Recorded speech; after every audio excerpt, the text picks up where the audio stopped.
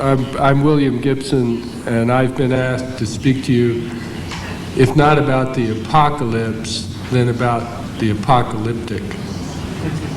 The apocalyptic, in its lowercase sense, is, in a way, my stock in trade. The apocalypse, capital A, I don't usually deal in, and I'll try to tell you why.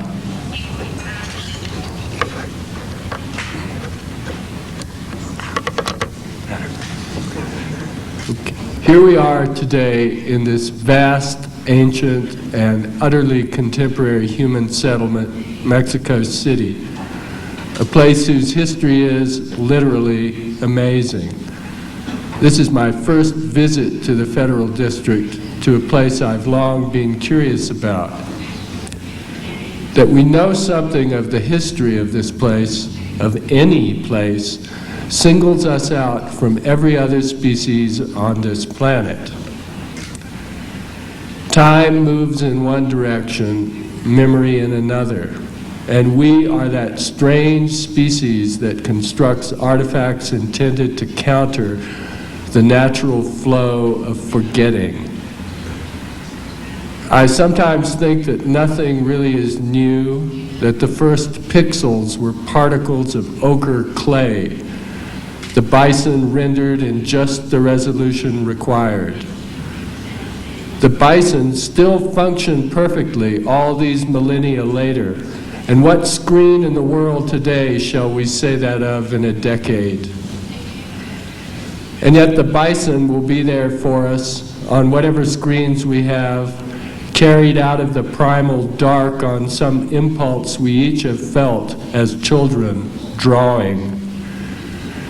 But carried nonetheless on this thing we have always been creating, this vast, unlikely mechanism that carries memory in its interstices.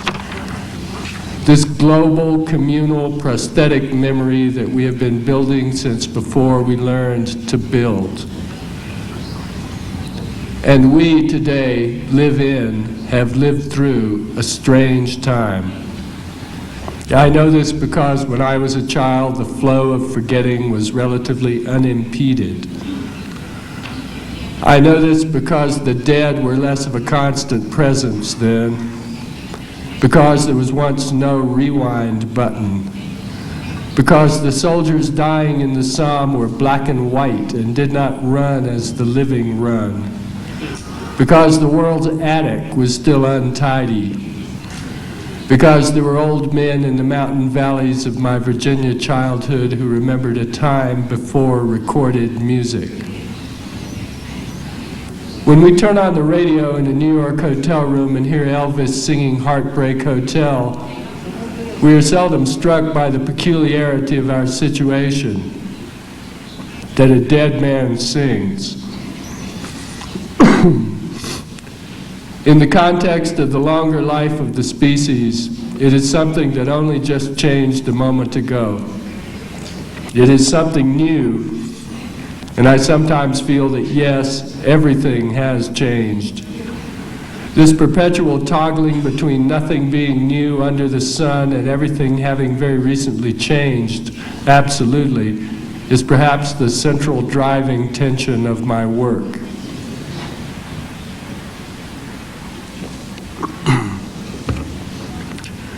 Our now has become at once more unforgivingly brief and unprecedentedly elastic.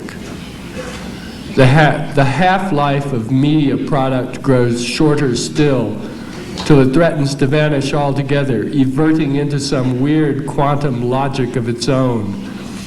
The Warholian 15 minutes becoming a quark-like blink. Yet once admitted to the culture's consensus pantheon, certain things seem destined to be with us for a very long time indeed. This is a function, in large part, of the rewind button, and we would all of us, to some extent, wish to be in heavy rotation. And as this capacity for recall and recommodification grows more universal, history itself is seen to be even more obviously a construct, subject to revision. If it has been our business as a species to dam the flow of time through the creation and maintenance of mechanisms of external memory, what will we become when all of these mechanisms, as they now seem intended, ultimately do merge? The omega point of all human culture may be a single moment of effectively endless duration, an infinite digital now.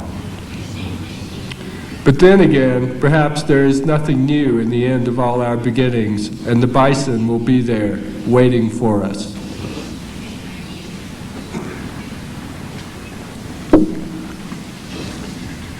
Meanwhile, the mechanisms of memory we've created throughout our evolutionary journey have begun to become autonomous, to evolve in large extent under their own direction. As usual, many of the most profound changes resulting from technological innovation are both subtle and entirely unintentional. Flag that, please. Technological change, entirely unintentional. As an example, and it may seem at first like a very minor one of the least recognized economic side effects of ubiquitous personal computation is relentless tidying of the world's attic. When I was a young man, I made a substantial part of my living in a myriad of minuscule supply and demand gaps that have now largely closed. I was what antique dealers call a picker, a haunter of flea market tables, from which I would extract objects of obscure desire that I knew were up-marketable to specialist dealers, who sold in turn to collectors. To this day, I am unable to resist a quick, carefully dispassionate scan over the contents of any flea market. I almost never buy anything there, though, because the cut-rate treasures of decades past are gone. The market has been rationalized. We are becoming a nation, a world of pickers. Everyone, in effect, knows what everything is worth because the internet so perfectly facilitates the fractal spread of specialist information. So the main driving force in the tidying of the world's attic, the drying up of random unmapped sources of interesting junk, is information technology.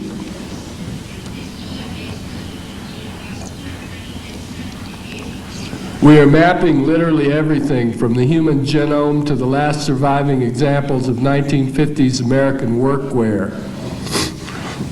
Our search engines grind increasingly fine. One day, and this is the point I began this tangent to make, we may find that quite literally every hair is numbered, every grain of sand, just as every municipal tree on every boulevard in Paris is now implanted with its own microchip. In the wired urban forests of Paris, I suspect we see the future.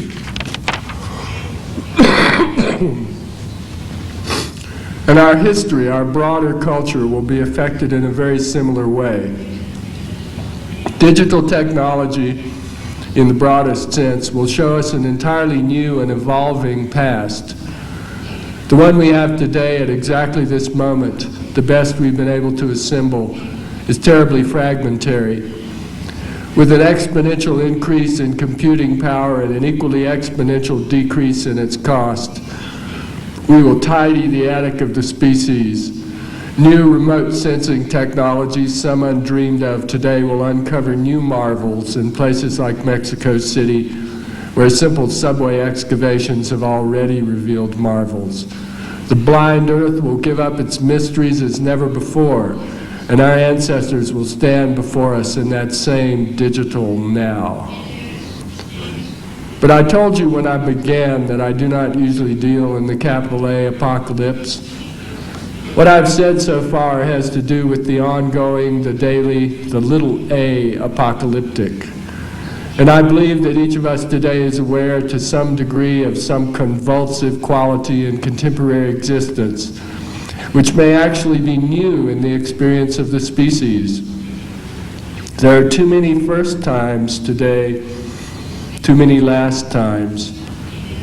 These are the times, as the English writer Alan Moore has said, which we long for and dread. And this is the sensibility I've always sought to articulate in my fiction, but in a way, I suppose, that allows the reader to retain a certain modicum of hope.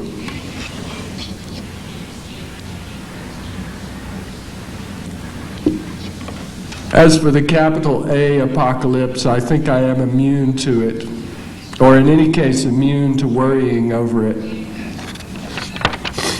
I think that this is because I was born in 1948, and for the majority of my life accepted a world in which twin nuclear superpowers were literally poised, second by second, on the brink of absolute destruction. If, as a species, we survive, I suspect we may eventually regard the Cold War as the single most insanely dangerous passage in our history.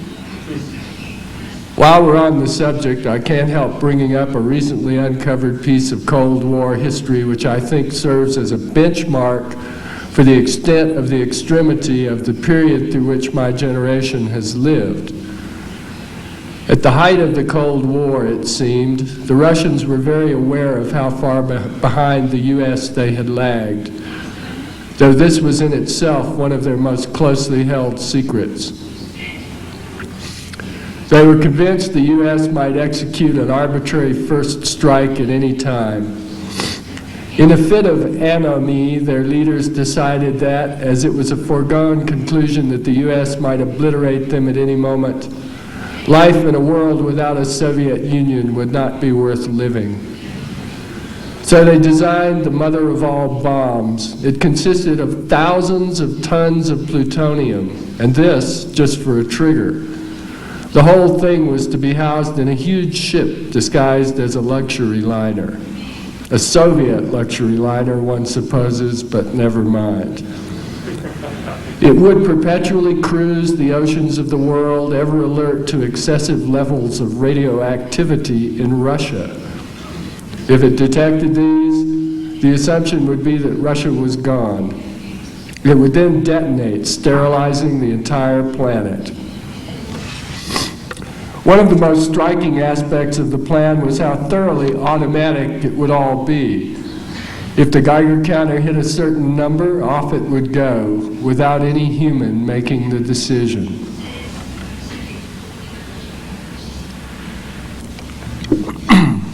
Chernobyl, of course, could have set it off. They out-Kubricked the late, great Stanley Kubrick, whose death I learned of as I wrote this.